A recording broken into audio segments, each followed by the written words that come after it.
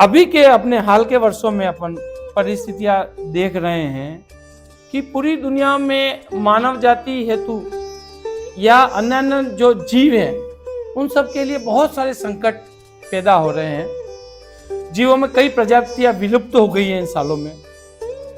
जलवायु परिवर्तन हो गया है, कोरोना जैसी महामारियां आ रही हैं। उन सब का भी क्या कारण है?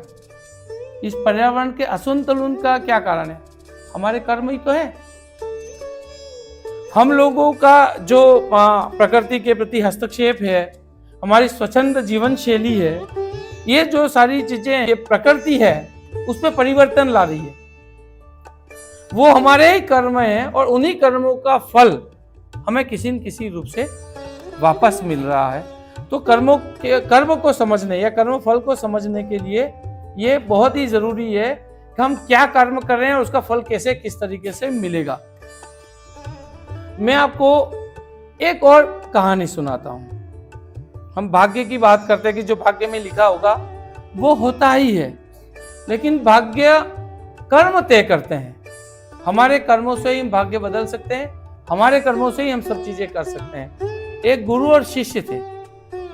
एक वो पहाड़ी पे कुटिया बना करके वहाँ रहते थे और दोनों मिल करके साधना तपस्या वगैरह करना और सारी चीजें करते थे। तो वो जो तपस्वी थे वो साधना में रम जाते थे, तो वो 2-2 3-3 दिन तक साधना से नहीं उठते थे और उनको आने वाले भविष्य में होने वाली घटनाओं का भान होता था, ज्ञान होता था और वो बताते थे। एक दिन वो तपस्वी साधना में बैठे हुए थे और उन्हें दिखता है कि उनका जो शिष्य है वो आज से 8 दिन बाद उसकी मृत्यु हो जाएगी। जैसे ही वो देखते हैं, वो उनका प्रिय शिष्य था, इसलिए उनकी साधना भंग हो जाती है और वो एकदम तंद्रा से उठ जाते हैं और बहुत घबराए हुए शिष्य के पास आते हैं। शिष्य से कोई बात नहीं कर पाते हैं, लेकिन वो मन में सोचते हैं कि ये शिष्य मेरा 8 दिन बाद मर जाएगा। तो शिष्य को बुला करके उसको पुचकारते हैं, उसको कहते हैं कि बेटा तू काफी समय से यहाँ मेरे साथ है, तो तू ऐसा कर 8 दिन के लिए अपने घर चला जा, अपने परिवार वालों से मिल के आ जा। शिष्य भी कहता है कि हाँ गुरुजी, मैं बहुत वर्षों से आपके साथ हूँ और मेरी भी मन की इच्छा थी कि मैं अपने माता पिता और परिवार वालों से मिल के आऊँ। तो वो भी जाने को तत्पर होता है और गुरुजी उसको विदा करते हैं।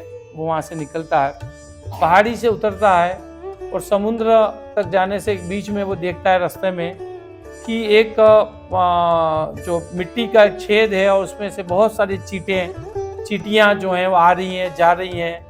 बहुत सारी चींटियों का एक झुंड वो वहां देखता है।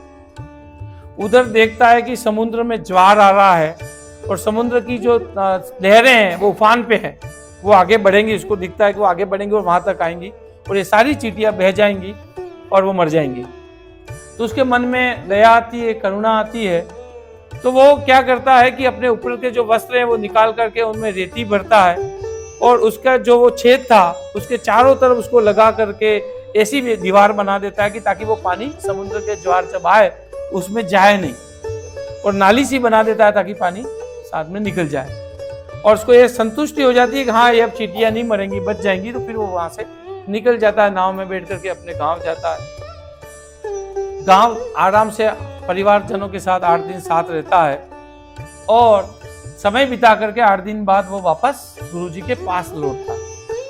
8 दिन हो चुके थे तो गुरुजी के मन में बड़ी पीड़ा थी कि मेरा शिष्य 8 दिन हो गए हैं तो उसकी मृत्यु हो गई और क्या स्थिति होगी, वहाँ घर वालों के क्या क्या विलाप कर रहे होंगे। वो सारी चीजें मन में सोच करके बड़े दुखी भाव से अपनी कुटिया में बैठे थे। तो दूर से एक व्यक्ति आता हुआ दिखता है। पास आते आते उसको पता चलता है कि ये तो मेरा शिष्य ही है। तो गुरुजी दौड़ते हैं और दौड़ के जाकर के उससे लिपट जाते हैं और उसको कहते हैं कि बेटा तू सही है, अच्छा है। शिष्य को भी आश्चर्य होता है कि गुरुजी ऐसा क्यों पूछ रहे हैं। तो गुरुजी कहते हैं कि बेटा 8 दिन तेरे क्या क्या हुआ बता। वो अपने सारी बातें बताता, 8 दिन में किस तरीके से हुआ। फिर वो बताता गुरुजी एक बात बताना मैं भूल गया कि मैं यहाँ से जब जा रहा था तो बीच में मुझे एक चींटियों का बिल दिखा और इसी तरीके से मैंने उनके चींटियों को बचाव का उपाय करके फिर मैं गया था और मैंने अभी आते समय देखा तो चींटियां सुरक्षित थी, उसके बिल को कुछ नहीं हुआ था। तो गुरुजी कहते हैं कि बेटा तुझे तेरे कर्मों का फल मिल गया।